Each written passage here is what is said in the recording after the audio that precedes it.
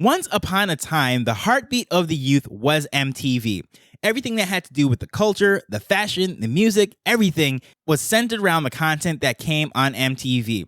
And one of the crown jewels of the year was the MTV VMAs, the Video Music Awards, because MTV initially started as a music video channel. Of course, now it is everything but that. But the interesting thing about the VMAs is that it was always centered around the video itself more than the music, even the way it was named, the Video Music Awards, meaning that the video was first, the music was secondary. And that's what they were rewarding, the creation of the video.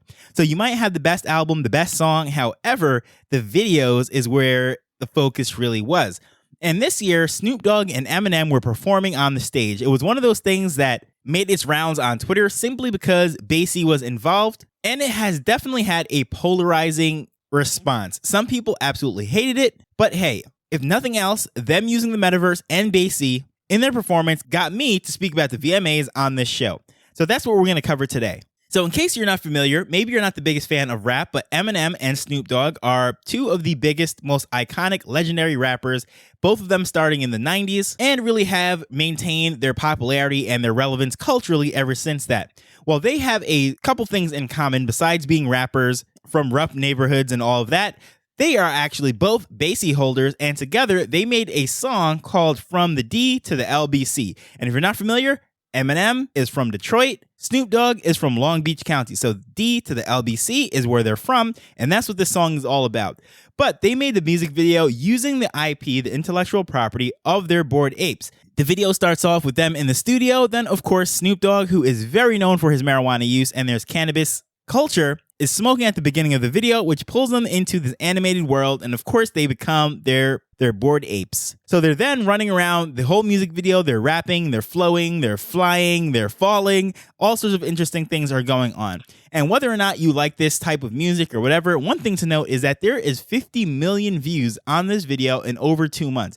Now, if you were just simply going by Twitter, you would think that this is the worst thing ever and nobody cares about it. But considering how many people are actually in this whole Web3 NFT space, quite a few more people have been watching this video for it to reach 50 million. And really, just as with everything, there is a love-hate response. There's really no one in the middle.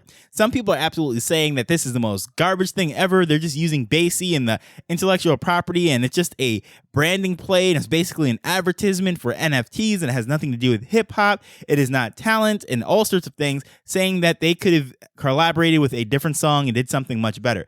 But I personally have a different view. I opened up by saying VMAs, right? It's all about the video, the music, and the words. Well, a lot of the times I like to listen to a song completely without the video. I want to hear what is going on. Many times I'll look at the lyrical version where the actual words of the song comes up on the screen and what have you.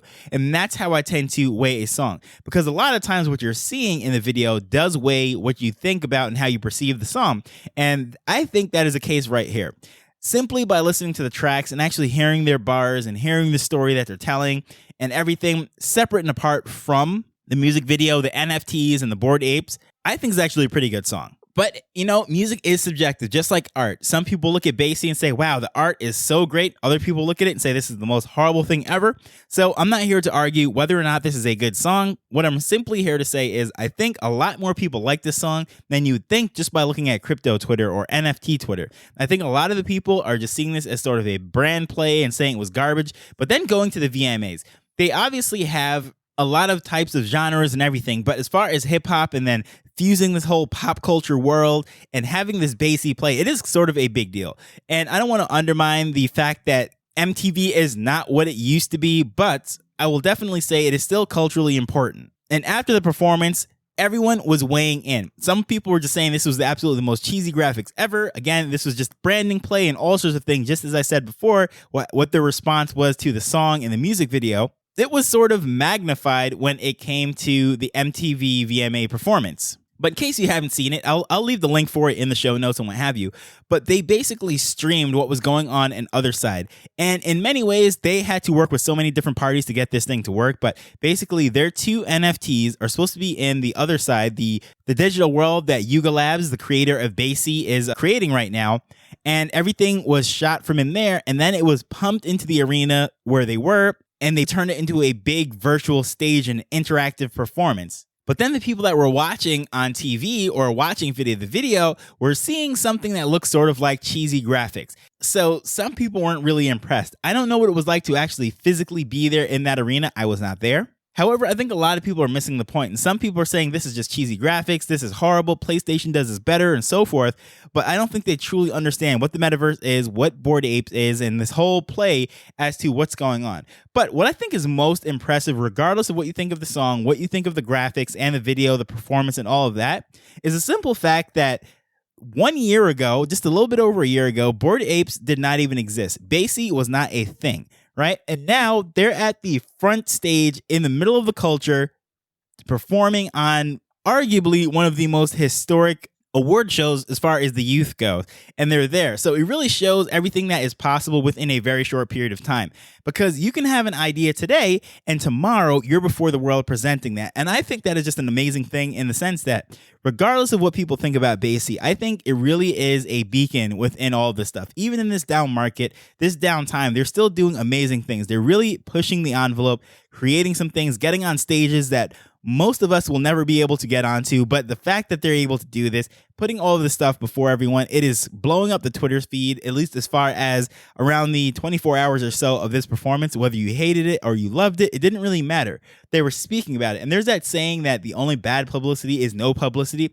Well, in this case, people were definitely speaking about it. It was trending on Twitter. It was just an amazing thing as far as getting that conversation going. Some people were curious, genuinely curious, like saying, well, what's going on with all these monkeys with Eminem and Snoop Dogg? I mean, at the end of the day, I mean, this is something new for a lot of people. They've never seen this. They have no idea what's going on. And then here we are with that whole opportunity to have a conversation. But it's just very interesting how all of this kind of comes together with the culture, and it really shows like the reach of everything. Not just the fact that there is art on these tokens, the fact that celebrities might be into the project, whether they're endorsed to do so or whatnot, but the fact that they're fusing music, the culture, the youth, everything together right here. It really shows where this is going, because a lot of people will even say that art is not going to be a big part going forward of NFTs and this whole market. And this is sort of just the infancy of it, and it's going to be primarily either the one-of-one art, or it's going to be utility tokens, meaning that the holders have certain benefits to certain things, and that's all that will really matter. The way we're now collecting these profile pictures, the rarities, and all of that, some people will say, well, within a year or two, that won't even happen. That will be a thing of the past. Now, either way, I don't really have a position. I can see both arguments, but I know I definitely do not chase rarity. I stopped doing that probably almost a year ago. But that is neither here nor there. Whether that be a thing in the future, who knows? But I know that this is going to really reach the masses, and seeing things like this, it being on the front stage of an MTV performance, regardless, again, what you think of it, I think it is a very good thing. It is good for all of us that are in this community, because at the end of the day, we don't want to just stay here by ourselves and just trade around with each other. We want more people into it. We want people to not think that we're crazy. And in doing so, also, those of us that are here earlier bought into a lot of projects at reasonable prices. When the masses come in, those are going to be that much more valuable. The NFTs from 2020, 2021, those are historically significant. And if you're someone who is a collector, likes art and all of that thing, I think those are something to really hold on to. Not that this is like, some sort of long play, but I'm just saying that we want people to come in because it makes what we already have more valuable. But either way, as I said, it got people talking about it, and I'm looking forward to what really comes from this. And I expect that both Eminem and Snoop are going to continue to use their IP, whether it be in clothing lines, further doing these different things, because they are people that run all sorts of businesses. Not only do they have their hip hop, their music labels and all of that, but I mean, Snoop has his whole cereal brand. He has trading cards. He has partnerships with Martha Stewart. There is multiple things where he could pull this ape into it. And Eminem also is a mogul, and maybe not as diversified and all sorts of things as Snoop is, but definitely there's ways that he can pull these into his businesses and do different things. And I would love to see what they're going to go for in the future and how they're going to integrate all of this stuff. Especially someone who identifies as a marketing nerd, I love to see this. So hopefully you'll find it valuable that I'll put the links to the original video as well as the VMA performance to see exactly what your thoughts are. Please feel free to reach out to me at Tropic Vibes on Twitter. But as usual, thank you for listening to this as we're learning and building Web3 together. Until next time, later. The Nifty Business Arrow is not investment advice. It provides insights and information within the space. As with anything, please do your own research before making a decision whether you're making an investment or a purchase.